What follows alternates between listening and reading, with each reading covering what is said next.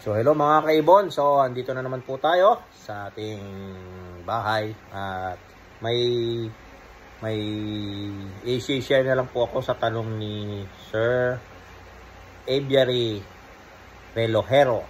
So ayan, Sir Aviary Relojero, shout out sa iyo sir. Sir, itong tanong mo, anong pa yung nagkaiba ng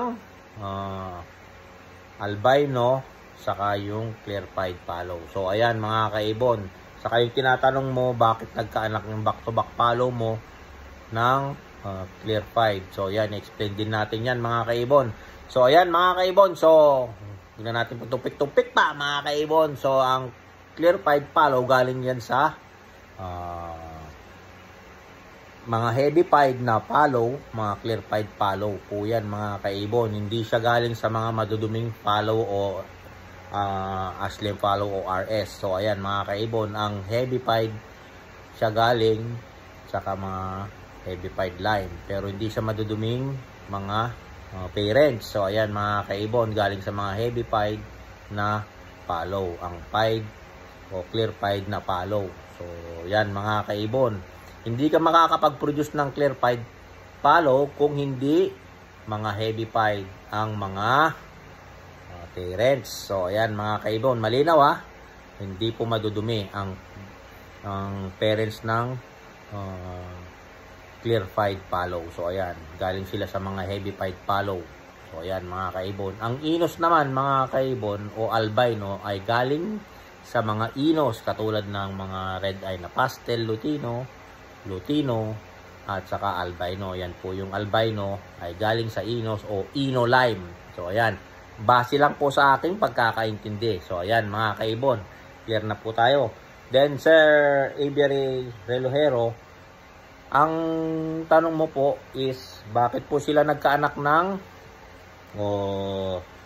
clear-pied. So ang conclusion ko, pero hindi pa to Sir Aviary Relojero, hindi po siya opinion ko lang po, yun yung ibig kong sabihin. Nagkaanak ka mo ng clear-pied. So ayan, nagkaanak siya ng clear-pied. Ang hinala ko po dito o opinion ko, kasi papakita ko sa inyo yung parents. Ito po yung parents isang pearl saka pearl pied. Isang pearl saka isang pied. So ayan mga kaibon. So ang alam ko doon, yung cock mo sir, kung magiging babae man yung clear-pied na sinasabi mo, is split ng albino siya yung cock mo na fallow. So ayan mga kaibon, kung mag-cock man yan, baka parehas na split ng fallow yung parents na to, baka parehas na split ng fallow. So ayan mga kaibon, so ang anak nun split ng fallow, albino split ng fallow. Yun po ang aking conclusion doon. So sex link kasi kapag hen yung anak ng clear-pied na ganito yung parents na hindi siya mga heavy-pied, ay split ng ino. So dyan tayo nagkakaroon ng misunderstanding o misidentification ng mga anak. Kasi kung hindi mo alam pinanggalingan ng mga parents na fallow, sasabihin mo siyang clear-pied fallow kasi nga hindi mo alam, wala kang history dun sa parents. So uulitin ko, ang mga clear-pied fallow po mga kaibon ay galing sa mga heavy-pied na split fallow or heavy-pied na fallow. Depende po yan sa pairing. So ayan, i-explain ko ulit. Hindi po yung parents na madudumi, kung naglabas ng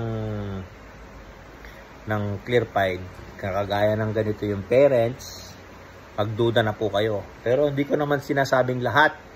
Base lang po sa aking experience na hindi po yun clear-pied. Kasi madudumi po yung parents. Kahit na sabihin mong heavy-pied line yan, kung wala siyang visual na parents na heavy-pied, hindi po siya magkakaanak ng mga clear-pied. Matatanggapin ko pa yan kapag heavy-pied siya, ganito kadumi, baka heavy-pied line yung parents. Pero sa tingin ko, kung clear-pied yun, albino po yun na hen na split ng fallow. Yun po yung ID nun, Sir Aviary Relojero. So ayan mga kaibon, Ganun po yung pagkakaintindi ko. Hindi lang po yan base sa aking experience, ganun po yan. So, base lang po sa aking experience. Kung makakatulong po sa inyo, ito lang po yung magiging silbing guide nyo, mga kaibon. Hindi ko po sinasabing tama po yung sinasabi ko. Base lang po sa aking experience. Kasi nakapag-breed na ako ng ganito. Dati noon, kasi hindi ko alam yung unang-una, kasi namimili pa tayo ng ibon noon. Ganun ang lumalabas. Puro hen ng puro hen. Na inos, Lutino, pastel, naglalabas ng ganun, yung back-to-back palo ko ng mga pair. So, napagtanto ko, 6 link kasi yung inos, mga kaibon. Mas lalo kapag carrier yung kak. Kasi 6 link yan. Maglalabas yan ng mga ino kapag split siya ng ino. So, ayan mga kaibon. Kasi 6 link nga yung inos natin. Maglalabas siya ng ino hen. Hen po lahat yan, mga kaibon. So, yun po yung na-share ko ngayon. So, ayan mga kaibon, paki-share naman po, paki-follow, subscribe naman po ako sa YouTube channel ko, Warren Palakpak Kaibon, at ang Facebook page, Warren Palakpak Kaibon, at ang aking Facebook, Warren Palakpak Mr. Degasin. So, ayan, marami pong salamat sa mga sumusuportang walang sawang nanonood sa aking mga vlog sa YouTube, sa Facebook, at sa aking Facebook page. So, ayan mga kaibon, paki-like and share naman po, paki-pindot na lang po yung follow kung di pa kayo naka-follow. So, ayan mga kaibon, maraming salamat. Hanggang sa muli. Paalam.